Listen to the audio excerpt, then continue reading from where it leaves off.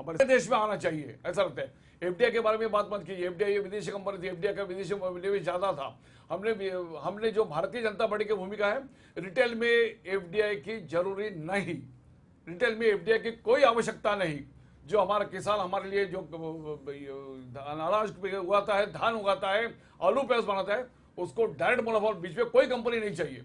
जो एफडीआई आप करने के लिए आपके सब पार्टी के लोग कह रहे हैं कि एफडीआई जरूरी है, उसके बिना विकास नहीं होगा जी। आप अपने नेता को समझाइए। मैं वापस बोल रहा हूं कि एफडीआई रिटेल में जरूरत नहीं है। आज जो हमने रिटेल में लाया है, ये तो कांग्रेस आलू पार्टी प्याज का कर जो रही है, वस्तु रिटेल बनाया में है, कांग्रेस वो पार्टी नहीं एफडीआई कर के बना है, रही थी। एफडीआई कांग्रेस के पार्टी नहीं जी, लेकिन प्रमुख शहरों में कर रही है। एफडीआई की जहां तक बात की जाए, यदि एफडीआई को हटा दिया जाए, सरकारी जो ऑफिसेज है, जो कंपनियां है, यदि उसमें प्राइवेटाइजेशन होता है तो जाहिर सी बात है प्रॉफिट भी जरूर हो सकता है, फायदा जरूर हो सकता है। इससे क्या कहेंगे? फायदा तो जी जी जयप्रकाश जी। नहीं वो हटाया जाएगा तो उससे तो कुछ फायदा ही है, इसमें कोई दो राय नहीं है। प्राइवेटाइजेशन करने से जी काम में एक क्षमता बढ़ती है, कंपटीशन बढ़ता है और उससे पब्लिक को फायदा मिलता है। नहीं तो एक मोनोपोली जहाँ हो जाता है वहाँ तकलीफ होता है जी। तो ये एक अच्छा कदम है और ये तो पहले से ही होता आ रहा है। इनकी भी पार्टी जो पहले थी वो भी की और कांग्रेस पार्टी वो भी की, अभी भी ये उसमें विचार कर रहे हैं। ये अच्छी बात है, इसको हम जी। लेकिन जहाँ तक बात की जाए, जब रेल बजट पेश किया गया था उस वक्त जब कहा गया कि रेल जो इंडस्ट्री है, जिस तरह से रेल जो है वो घाटे में चल रही है, उसमें कहीं ना कहीं प्राइवेटाइजेशन करने की ज़रूरत है, तो उसको लेकर हालांकि कई हंगामा आप लोगों की पार्टी की ओर से भी किया गया था। देखिए, रेल जो है भारत का एक सबसे बड़ा शक्ति है जी। इसको भी बेच दिया जाएगा, इसको भी देश के अंदर नहीं रखा जाएगा तो देश तो एकदम मतलब सरकार भी निहत्था हो जाएगा और देश भी कमजोर हो जाएगा, अगर इसको भी अगर बेच दिया जाएगा तो। जी लेकिन जयप्रकाश जी, यदि कोई कंपनी पहले से ही लॉस में चल रही है और उसे बचाने के लिए यदि उसे वेंटिलेटर दिया जाए तो जाहिर सी बात है उसमें कोई नुकसान तो नहीं है। लेकिन जहाँ तक मैं समझता हूँ कि आप प्राइवेटाइजेशन करिए, लेकिन कुछ जो जरूरी चीज जो सत्ता के सरकार के पास रहना चाहिए, सरकार के पास रह क्या जाएगा, सब कुछ आप बेचते चले जाएंगे तो क्या रह जाएगा। जी, क्या कहेंगे जायसवाल जी, यदि सरकारी कंपनियों में प्राइवेटाइजेशन हो जाता है तो क्या लगता है आपको कि कुछ हद तक जो है जो महंगाई लगातार बढ़ रही है या जो अर्थव्यवस्था बिगड़ती जा रही है उसमें सुधार हो सकता है? देखिए सलाम जी, जो सरकार का कंसेप्ट है ना, पब्लिक के लिए सरकार माई बाप होती है जी, बिजनेसमैन नहीं होती है। और हर चीज को प्राइवेटाइजेशन उसका इलाज नहीं है। जैसा रेलवे है, रेलवे की सोशल रिस्पॉन्सिबिलिटी है जी। रेलवे को आप अगर बिजनेसमैन के नजरिए से देखेंगे तो रेलवे पे लाखों करोड़ लोगों का रोजगार निहित है। रेलवे को आप एज ए बिजनेसमैन के नजरिए से नहीं देख सकते। तो रेलवे का तो प्राइवेटाइजेशन नहीं होना चाहिए, क्योंकि अगर ठीक रेलवे का प्राइवेटाइजेशन आप करना चाहते हैं तो एक निश्चित क्षेत्र में, जैसे मेट्रो है, मेट्रो का प्राइवेटाइज करिए। बुलेट ट्रेन है, बुलेट ट्रेन में आप एफडीआई लाइए, रेलवे का पैसा बुलेट ट्रेन में खर्च मत करिए। 60,000 करोड़ की आप एक ट्रेन चलाएंगे, कितने लोग ट्रेवल करें? उससे बेटर है कि 60,000 करोड़ में आप कई एक्सप्रेस ट्रेन, प्रीमियम ट्रेन और जनसाधारण ट्रेनें चला सकते हैं, जिससे आम पब्लिक को फायदा होगा। तो रेलवे का जो कंसेप्ट है प्रॉफिट पे ना होकर हमको ये देखना चाहिए कितने नंबर ऑफ पब्लिक को फायदा होता है। तो रेलवे को हम चाहते हैं कि प्रॉफिट के कैलकुलेशन से आप बाहर रखें। हाँ, रेलवे को फंड की जरूरत है तो सरकार की नैतिक जिम्मेदारी होनी चाहिए, क्योंकि रेलवे इज ए सोशल उपक्रम। रेलवे हमारा कोई गवर्नमेंट का बिजनेस उपक्रम नहीं है, उसको एक सामाजिक उपक्रम। जैसे आप हाईवे बनाते हो तो आप सोचते हो क्या कि हाईवे विभाग को प्रॉफिट हो तो साइकिल वाले से भी टैक्स ले लो और कार वाले से भी टैक्स लो। जैसे आपने हाईवे को एक सोशल उपक्रम समझा है, रेलवे को भी आप एक सोशल उपक्रम समझिए। उससे सिर्फ आपका इनकम नहीं, उससे देश के कितने लोग, कितने करोड़ों लोग, दूध वाले, सब्जी वाले, डेली चलने वाले कितने लोग प्रभावित होते हैं। आपकी इकोनॉमी उससे भागती है, क्योंकि एक 60 लाख आदमी मुंबई में एक छोर से दूसरे छोर जाकर नौकरी करता है तो कहीं ना कहीं किसी बिजनेस उपक्रम को चलाता है।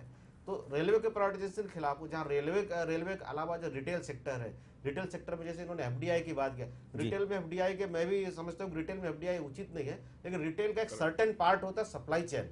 सप्लाई चेन में एफडीआई के द्वारा खोले जा सकते हैं कि सेंट्रल वेयर हाउसिंग बनाइए, आप कार्गो एयरपोर्ट में एफडीआई लाइए, जगह जगह आप कार्गो एयरपोर्ट खोल सकते हैं, कार्गो एयरपोर्ट से एसोसिएट करके एग्रो पार्क खोल सकते हैं, उस एग्रो पार्क में एफडीआई लाइए, ताकि हमारे जो किसान का जो गुड्स है वो उस एग्रो पार्क में प्रोसेस्ड होके कार्गो एयरपोर्ट के थ्रू वो विदेश में और देश के विभिन्न भागों में जा सके। तो जो हमारे किसान को बाजार नहीं मिल रहा है वो बाजार प्राप्त हो। इसके लिए भाजपा सरकार ने एक अच्छा वो लाया है, पिछले दिनों अखबार में निकला था कि 24 नए कार्गो टर्मिनल वो खोलेंगे। इसके अलावा एपीएमसी एक्ट में भी संशोधन करेंगे। तो ये जो रोड मैप मोदी सरकार ने दिखाया है 24 नए कार्गो टर्मिनल खोलने का, और एपीएमसी एक्ट में संशोधन करने का, इससे निश्चित तौर पे फायदा होगा। लेकिन जहां तक सरकार का निजीकरण है, कुछ सर्टेन उपक्रम जैसे रेलवे को छोड़ के एयर इंडिया में कुछ निश्चित सीमा तक आप प्राइवेटाइजेशन कर सकते हैं, क्योंकि बहुत से सरकारी उपक्रम ऐसे हैं जिनकी प्रोडक्टिविटी बहुत डाउन है। उनकी प्रोडक्टिविटी को बढ़ाने के लिए और उसमें कुछ नया मैनेजमेंट और टेक्नोलॉजी लाने के लिए आप विदेशी निवेश को ओपन कर सकते हैं, लेकिन 100% विदेशी निवेश उचित नहीं है। 26 to 30% विदेशी निवेश ठीक है। जी, विदेशी निवेश की जहाँ तक बात की जाए उस पर हम फिर चर्चा करेंगे थोड़ी देर में, लेकिन जहाँ तक सरकारी कंपनियों की बात की जा रही है, प्राइवेटाइजेशन की यदि बात की जाए, यदि इससे शेयर बाजार में काफ़ी अच्छा जो है वो प्रॉफिट हो सकता है, क्योंकि यदि प्राइवेटाइजेशन किया जाता है तो शेयर बाजार में जो एक सर्टन अमाउंट यहाँ पर राशि जो है वो जमा हो सकती है, जिससे जिस तरह से जो बातें की जा रही है कि विकास होगा, विकास की गति को और तेज़ी मिल सकती है। प्राइवेटाइजेशन से शेयर बाजार से ज्यादा फायदे क्या होता है कि डिसइन्वेस्टमेंट जब हम करते हैं तो गवर्नमेंट के पास पैसा आता है, उस पैसे को इंफ्रास्ट्रक्चर और कैपिटल इन्वेस्टमेंट को यूज करती है।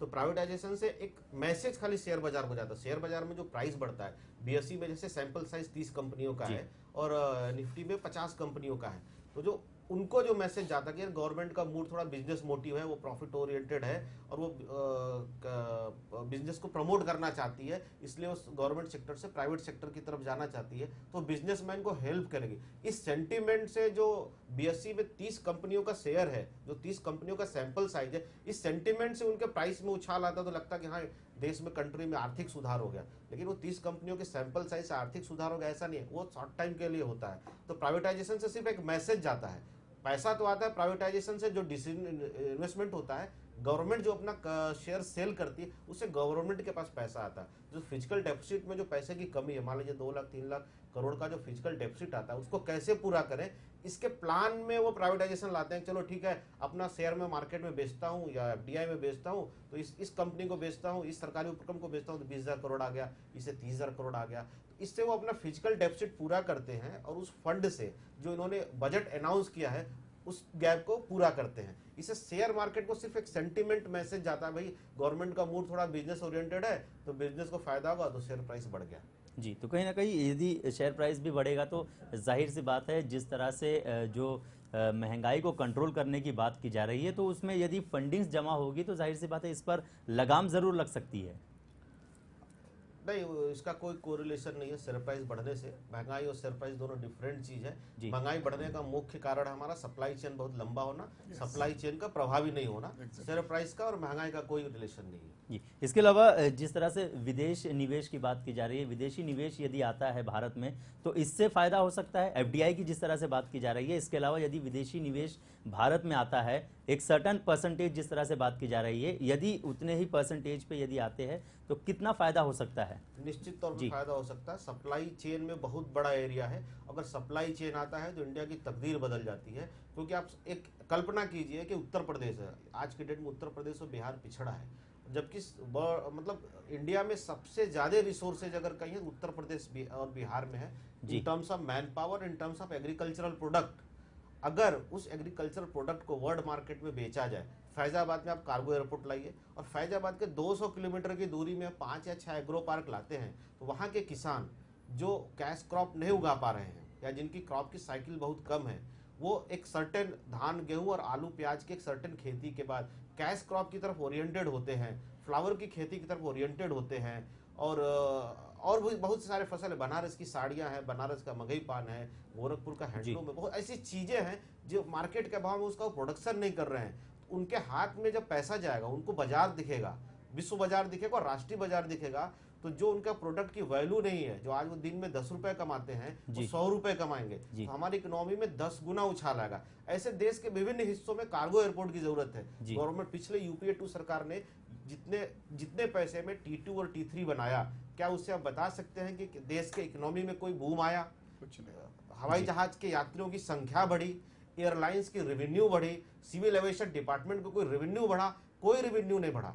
अगर उतने पैसे से ये कार्गो एयरपोर्ट इंडिया के विभिन्न हिस्सों में खोलते तो हैदराबाद का पच्चमपल्ली साड़ी है, कांजीवरम साड़ी है, बनारस की साड़ी है, बनारस का मगही पान है, आपका मिर्जापुर के कालीन है, इनको वर्ल्ड मार्केट मिलता।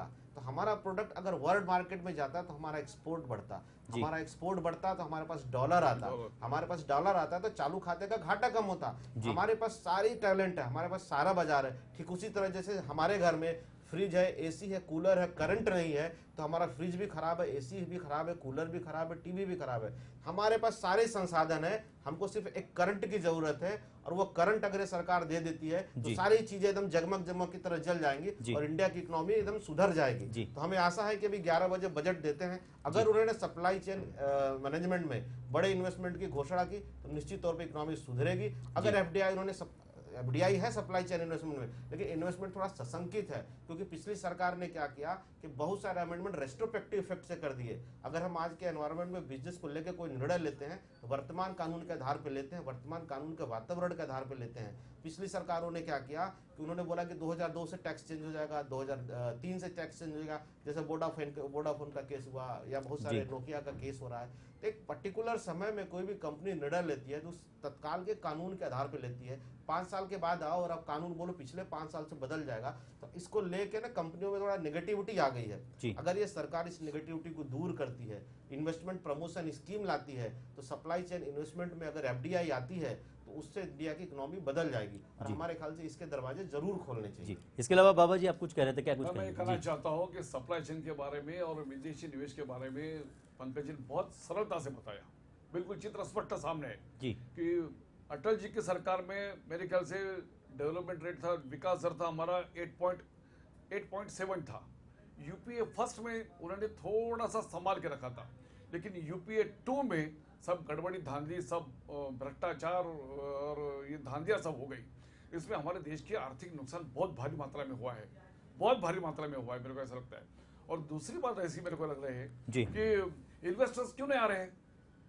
इन्वेस्टर्स इसलिए नहीं आ रहे, विदेशी निवेश इसलिए नहीं आ रहे कि उसका आने के बाद में, पैर रखने के बाद में पहले मेरा क्या जी, ये जो सवाल उसके सामने के मेरा क्या, मैं तेरे को एंट्री दे रहा हूं, मेरा क्या जी, ये सवाल हर इन्वेस्टर्स को, हर विदेशी निवेश को पूछा जाता था। उसके पास से मेरा लाभ क्या होगा? अभी आई सरकार है कि देश का लाभ क्या जी, विदेशी निवेश में आने वाले लोगों के साथ हमने रेड कारपेट डालेंगे, उनको सहूलियत देंगे और विचार एक ही रखेंगे कि इस देश का क्या होगा, इस देश के लिए क्या करोगे, बेरोजगारी कितनी हटेगी, व्यापार कितना बढ़ेगा, डॉलर कितना आ जाएगा। ये जो सवाल ये है ना, ये हमारे बजट में आपको दिखाई देगा जी। आज आप दवा पी लो, कल तंदुरुस्त हो जाओ, ऐसा नहीं होता है। जो बीमार आदमी उसको पहले सीधा करना पड़ता है, उसको ताकत देनी पड़ती है, बाद में वो दौड़ना शुरू करता है, उसको गति आ जाती है। ये हमारा पहला बजट है जी।